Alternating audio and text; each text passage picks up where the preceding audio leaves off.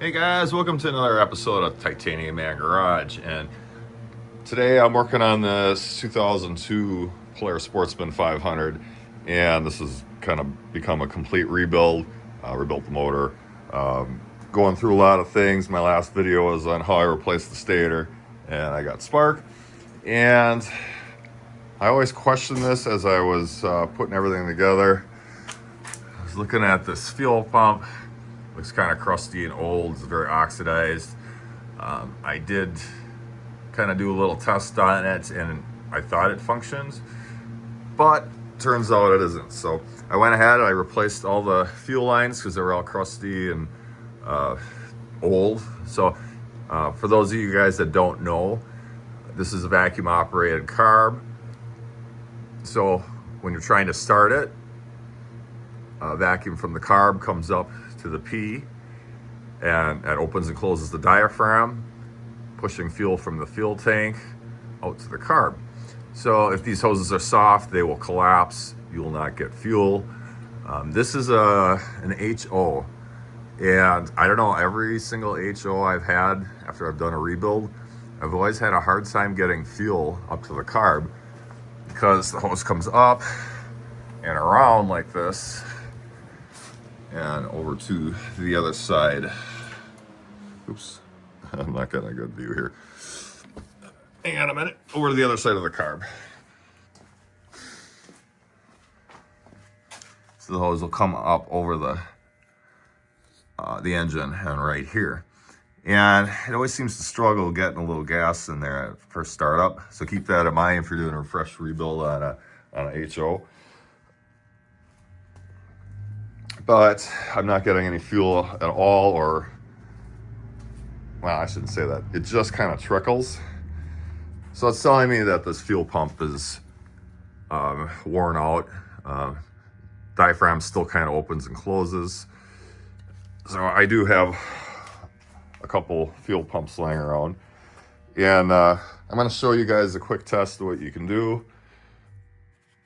So if you got yours apart like mine, you know, you could take the fuel pump off a couple different ways. There's the two nuts that come off the back, and then you can remove it. If you still have your plastics on, either there's going to be two bolts here, pull them out, and you can just pop this off. I was fortunate I had the plastic clips, so I just grabbed this and popped her off. Still needs to come off. And now I can access the bolts. I'm sorry, the nuts at the back of the fuel pump. But the thing I wanted to show you was what I like to do is, okay, so you got your vacuum coming in here. That drives your pump. I disconnect that hose. At the end of this, I know it probably seems disgusting, but I blow in and out, sucking in and out to see if I can get that diaphragm. So I'm gonna do that quick and see if you hear any clicking noise on the diaphragm on the fuel pump. I don't know if you heard that. It's very weak. It should click more. All right, so like I said, I have this used one. I'm gonna test this. So you guys probably gonna think this is gross because it's dirty, but I don't know if you hear that in the camera. Ugh, tastes gross. I can hear the diaphragm clicking in and out. So what I'm gonna do is I'm gonna replace this, see if this works. If this one seems a little weak, then I'll just buy a new one. I have bought aftermarket fuel pumps already. You gotta be careful where you buy it from. I actually bought a bad one right out of the box, so just beware. So I'm gonna go ahead and put this on and see what happens. So these nuts on the back are 8mm, or I think what is it? 5/16. I don't even know. So I'm going to go ahead and remove that and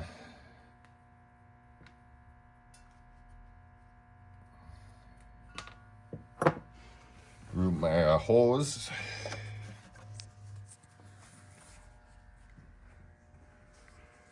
I'm going to go ahead, remove my fuel lines. I'll pull this completely out, and then I'll be able to access the back of this. Actually, I wouldn't.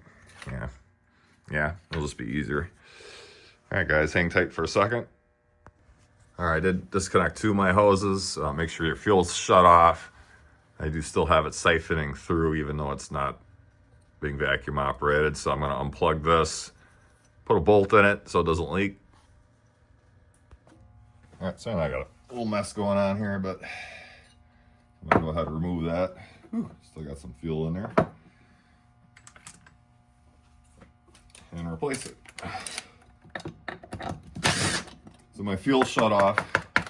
I found out leaks because when I disconnected the fuel pump, fuel just kept coming out even though I had the fuel shut off. And get rid of that. I'm gonna put the new one on. Same exact way. Hey guys, if you've never done this before, I might be going over this kind of quick. Mark your fuel lines and what goes where, just so you know how it goes back together. I've had a lot of people ask me, hey, which way do the fuel lines get routed after they've disconnected it, and I had to show diagrams. Whoop. Helps if I hang on to it. RB. All right, so I'll go ahead and put that back on. I had these goofy plastic clips that have the screw come out. I'm gonna remove that right away so I can put it back in.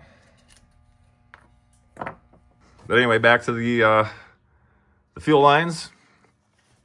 So one coming in from the petcock comes to the top. The fuel line going to the carb, and depending if you got an HO or non-HO, it's either going to be on the right top if it's HO, the bottom left if it's non-HO. And then the P that goes to the vacuum port on the carb. So this thing's sucking in and out like it should. Works great. All right, here you guys go. New stator, new CDI, fuel pump, 425 converted into a 500. New fuel lines, adjusted the carb, got her idling up. This is my first time starting it up. Runs beautiful.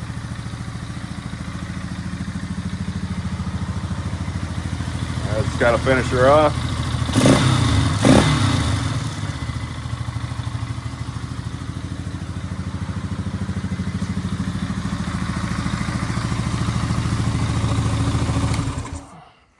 All right, so I just wanted to point something out to you guys.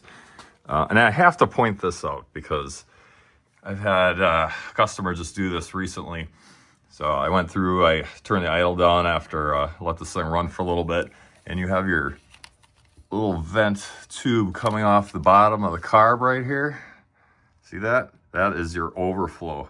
So if your needle and seat leaks, it runs out this bottom tube and runs out to the ground. Well, I had a customer deciding he was just going to stick a screw in the end of that. And guess what happened? He flooded his cylinder. His airbox is all full of fuel. I said, yeah, don't do that. Brought it back to me. I rebuilt the carb. Got him good to go back on the road. He didn't know what it was for. He just saw it leaking. He's like, well, I'll just plug it. Now I just got to slap this bad boy back together, put a plow on it. I'll be ready for plowing in Wisconsin. I figure I got a week before we get snow again. All right, guys, hope you like this video. And like always, till next time.